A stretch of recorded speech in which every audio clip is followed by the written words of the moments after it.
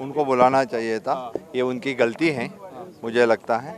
जो कुछ यानी ऑर्गेनाइज़र हैं या जो सेंट्रल ईफी, मैंने अभी दोनों से भी बात की, मैं सही बोलता हूँ, तो director of the central IFFI उससे भी बात की, ये आपकी गलती है, उसको पहले ही ऊपर बुलाना चाहिए था, फर्स्ट फंक्शन में ही।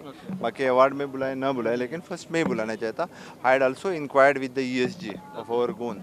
द ईएसजी का कहना है कि ये स्क्रिप्ट हमारी नहीं है, ये स्क्रिप्ट जो है वो ऊपर सेंट्रल जो डीएफएफ की है, तो सिर्फ डीएफएफ ने जो कुछ है वो डीएफएफ की मिस्टेक है, लेकिन डीएफएफ के कंसर्न आदमी से मैंने बात की, उन्हें इसलिए गलती भी माफ़ कर दी खुद के। आपको क्या लगता है कि ये सही नहीं है, आप कंडम करेंगे? सही नहीं है, बिल्कुल बिल्कुल सही नहीं है, उनको बुलाना ही चाहिए था, बिल्कुल।